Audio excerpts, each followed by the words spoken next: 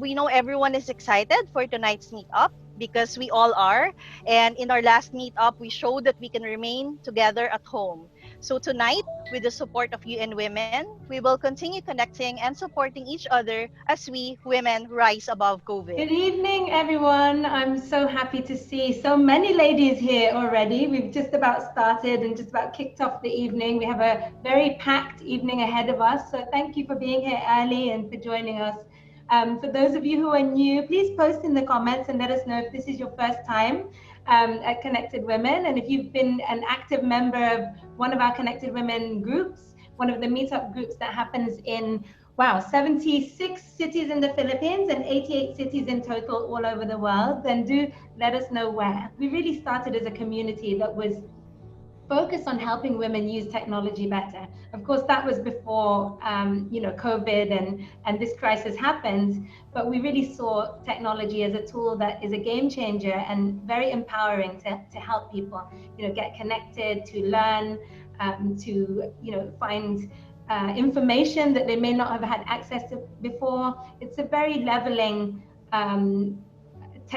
tool, and it's something that creates a level playing field for many of us that may not have had the opportunities otherwise. Volunteers from cities from anywhere in the world. We started in the Philippines, and then we were very happy to have received messages from ladies in Pakistan, ladies in Taiwan, and of course Singapore, where Connected Women started.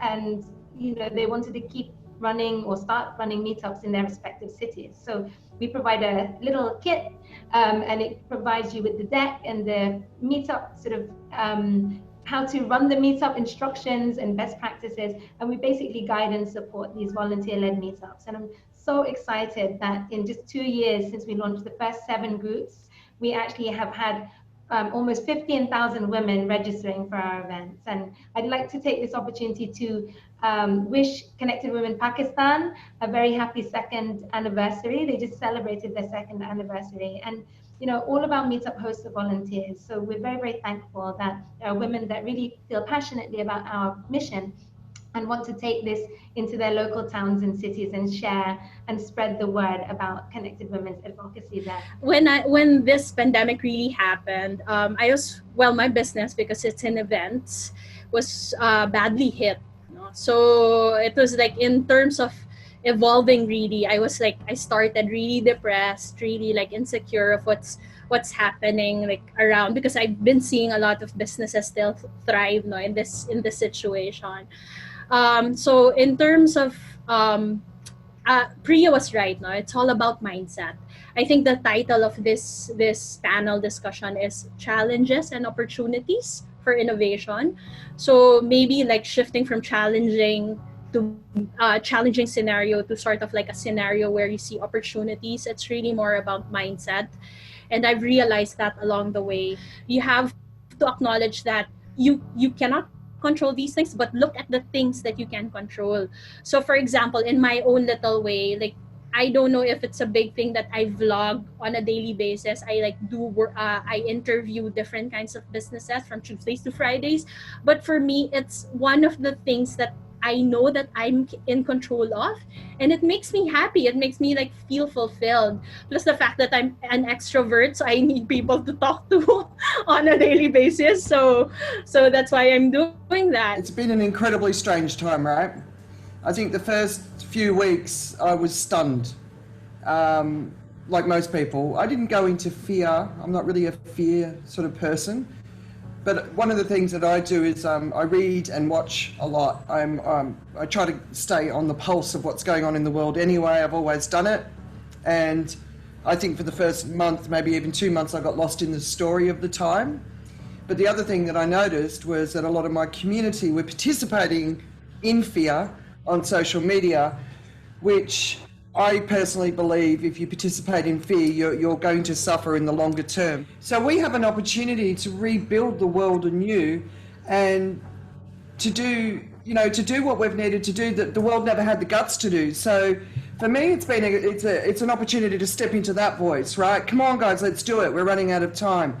It doesn't take away from the need to survive for now, but when everybody's in exactly the same boat, going into a place of fear, I think it just cripples you, and then you behave in a way that's not going to attract people to you. I think in the long run, you've got to look at a time like this with the lens of history on it, over it. And I know that might be a confusing way of explaining it, but when people look back on this time, who are they going to praise? Who are they going to honour?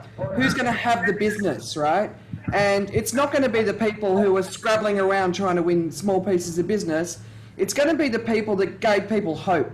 It's going to be the people that showed people the way. And you've got to take care of your own mental health too. But if you can be a voice of hope, if you can help people sort of stay up, because the longer this goes on, the harder it's going to be.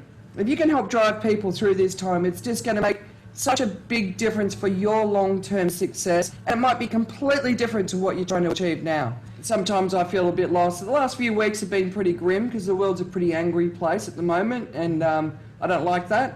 But then I come back, and remember, come back, spread love, spread kindness, show everybody that the world can be a better place. And I think women have an opportunity to rise now in a way we've never had, and let's do it. Let's go out there and let's shape a new world. You have to now change the way you look at your meaning of success. This crisis has made us realize that we have to simplify our way of life in order to endure. And if you want to change your meaning of success, we have to stop looking at the way other people view success, like social media or other people. Because the reason why sometimes we're afraid or we fall or we get so stressed is because we might be chasing somebody else's goals. Okay, so I think this time of crisis, we have to meditate on what do we really truly want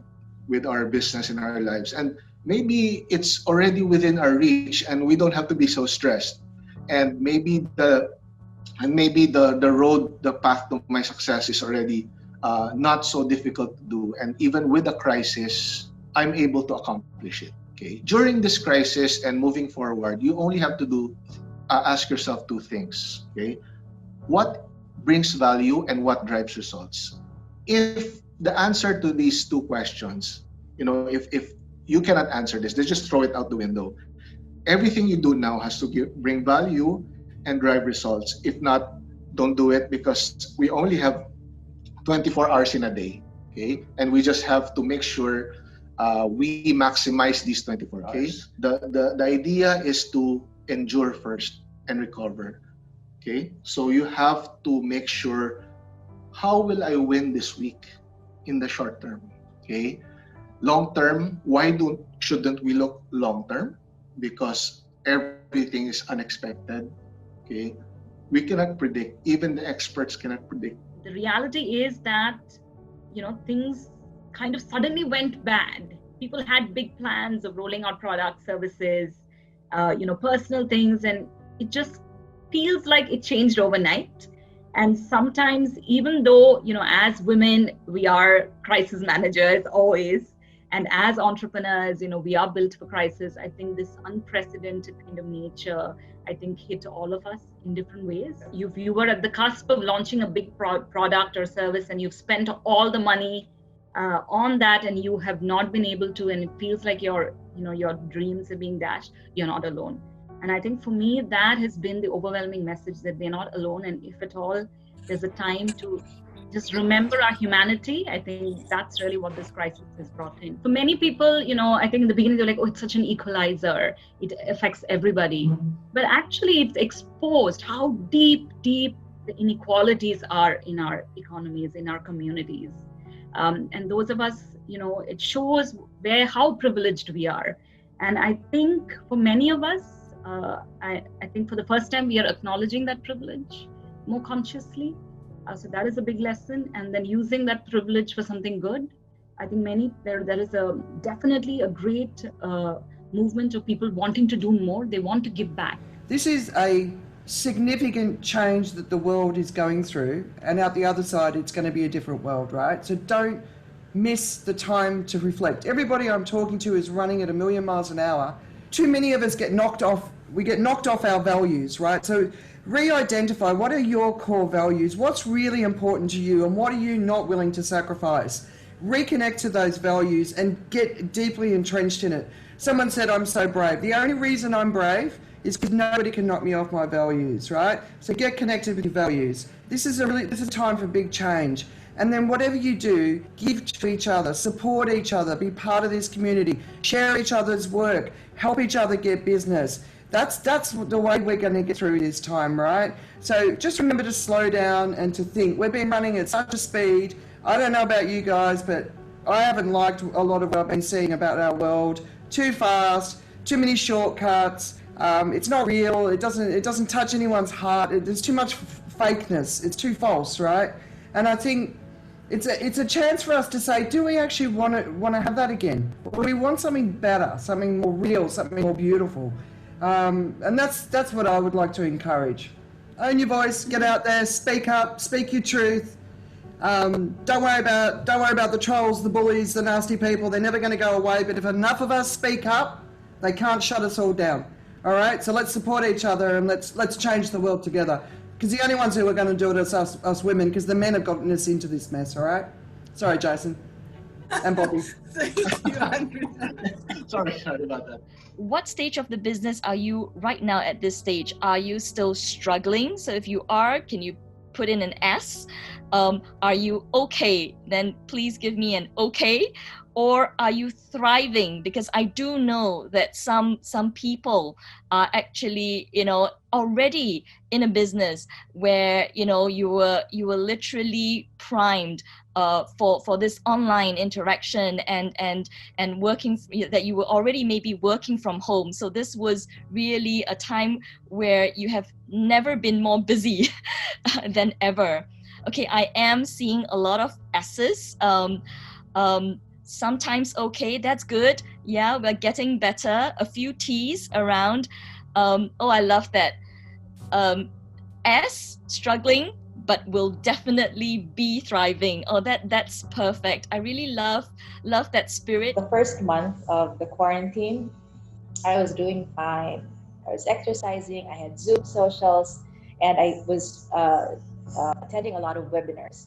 But after the second month, you just get zoomed out.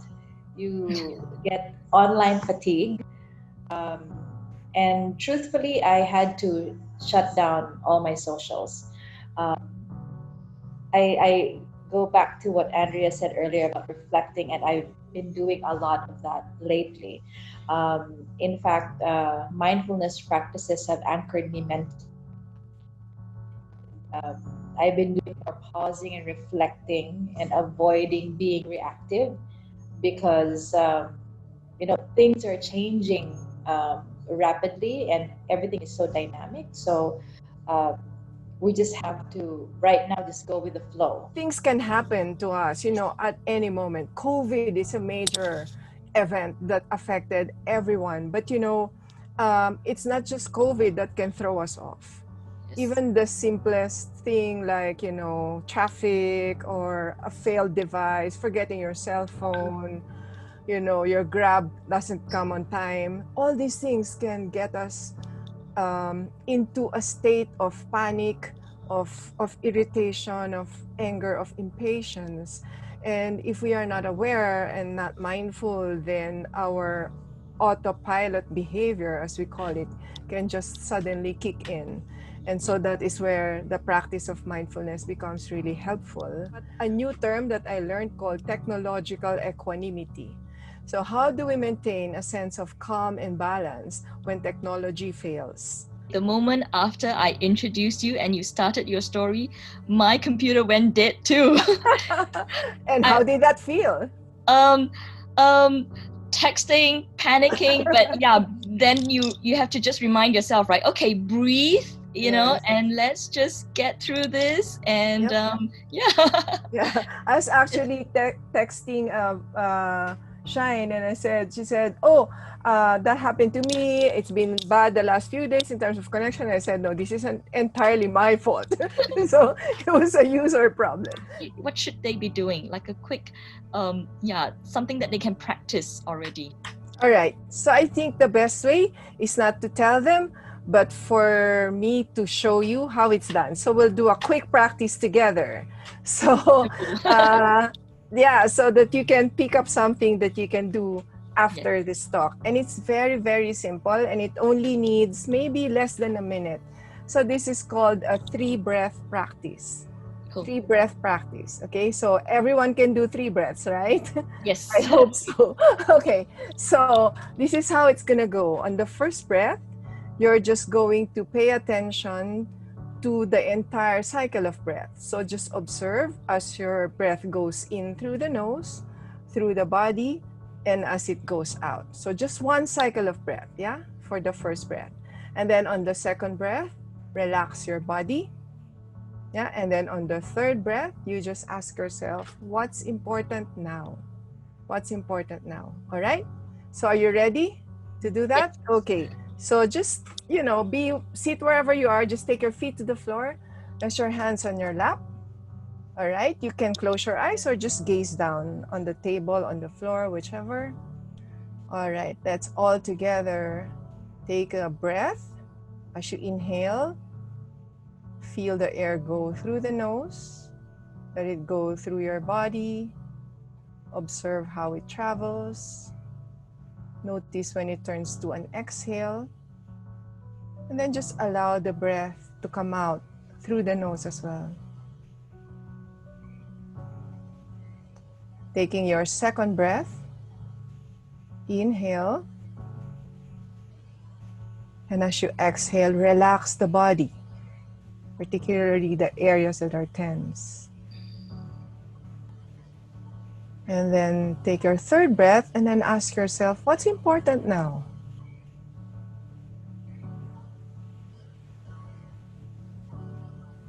And then do that again on your own.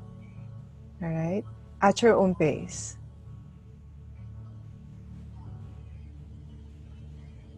Notice the breath on the first round.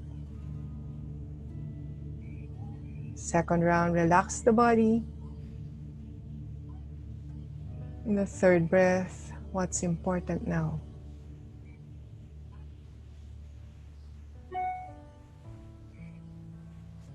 All right. And then you can come back to the Zoom meeting. Right? Very simple, right? So you can do this anytime. Before a meeting, before a difficult conversation, before you transition from one activity into the next, upon waking up, it only takes 3 breaths. You don't have to sit for days like the monks do. I think running as a business and starting a business, with you as a center and ground up, it's quite easy for us to think about, how we want to run things and our values and our beliefs. But at the end of the day, the business that we run is for the customer. So all the processes, all the values that we deliver, pricing, distribution, partnerships, everything is centered around what do our customers want. And I think that helped us to kind of define a lot of the activities and mindset, whether it's good times or bad times. And I would say in a nutshell that really helped us. So when we focus individual and very personalized partnership, it's a bit slower. So I think it really depends on the industry that a business owner is in, and it would be your choice which route you want to take. The route that we take, like I said, it's slow, it's progressively slow. That's how I would sum it up. The very first complaint I heard from all my friends who had jobs in offices and whose office-based jobs and who had proper businesses was that we don't know how to manage our time, and when we're at home, all we want to do is switch to Netflix and munch on our couch and order food and eat and watch TV or just hang out with friends. How do we work? It's so difficult. So for me, that transition wasn't difficult. What I realized was one of the biggest, I would say, takeaways of the situation for me is that one needs to be really mindful of the present. When Dina and Camille were speaking, I was like, okay, these are all my points, and I was like, wow, we're all on the same mental frequency, and that was just amazing. Yeah.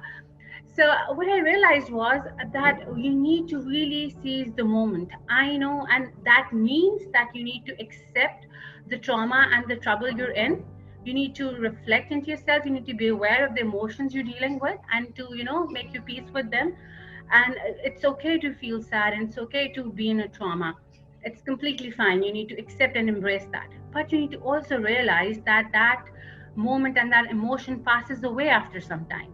So, what is it that you should do in the next moment? So, what you need to realize is that if you have a complaining attitude, you're going to complain all the time. So, it's okay to be upset, but it's also very important and necessary to move on. Because I do a lot of ebooks on mindfulness and success and growth mindset. And it's like, if I can't practice what I write myself, then what am I writing? So that was a very, very crucial time for me to actually practice everything myself. So I started dealing with life on a moment by moment, day by day basis, and focused more on my work. And in terms of work, my work only grew better. We don't know what's happening, and things are changing so fast that we've had to be flexible and quick to adapting. But that doesn't mean to say that we have to react at every change. We have to, gauge whether this change is still in line with our vision, with what we want to do, right? But it also takes you need to have guts in terms of, are you going into something that's unknown, that's not your wheelhouse. You have to just be uh, brave and jump in. Taking a more introspective approach, resilience, just looking into yourself. And something that is very important, and I think I try to work on it every time, is not comparing your situation to anybody else's. That is very, very important. Once you start comparing, you start putting aside all the good things that you may have in your life, and you start not only seeing more difficulties, but the opportunities and the solutions just seem farther and farther, right? So I would say I agree completely with Camilla's resilience. When you approach your business, your work, or whatever it is that you wish to focus on with complete commitment, I think it really gets you through, because then you're living every moment in, like, you're living in the present, and you're living in a moment by moment basis, and you're accepting whatever's coming, and you're not being judgmental of it. You're being very open towards it, and you're really treating everything as a blessing. That really helps you move on with life. And in this situation of the current pandemic we're engulfed in, I think that has really helped me through. And it has also helped me, enable my son to understand that how important it is to be mindful of your emotions and to really take things on a moment by moment basis. For me, it's empathy. Empathy, because I think, wearing the business hat, but also as a consumer, in this current times, we can be quite, whether it's judgmental or less patient and less understanding. But knowing that, ourselves, our family, our customers, as well as, restaurants that we go to and the staff who are serving us, they are all trying their best. And I think being able to just kind of take a moment and say, you know what, we are all in this together. We're all weathering the same storm, but different boats, because our situations are all different. But I think that level of, being able to just kind of slow down and understand, I think that's very important for me. I have a teacher who's great at teaching yoga, but he's not a tech person, right? So COVID happens and we have to teach online, and he says to me, I'm thinking of changing my career. So, and I said, oh my God, you're a great yoga teacher and you don't want to teach yoga just because we have to teach online. So I say, and it happened to a lot of teachers, or even fitness trainers who resorted to doing food deliveries because they cannot teach online. But my question is that what you want to do? Is that what you are meant to do? So what is it that you are here for? What is your purpose? What gives your life meaning? Fantastic. Let me pick up from here and just thank everyone so much. Louisa, everyone enjoyed the discussion. We were saying in the Connected Women Team room that we feel like we're just sitting, actually close to each other and having conversations. And I really feel like we've connected. And it's so hard to do that in digital events. It really is. But it just felt so good to have these conversations and get to know each other and hear these really meaningful tips. So thank you all very, very much. It's been amazing. I couldn't leave this event or close this event without thanking from the bottom of my heart, and I'm sure that everyone appreciates very much UN Women and We Empower Asia for actually providing us with funding to allow us to run 2 programs actually. And of course, we couldn't do it without our partners and without all of you.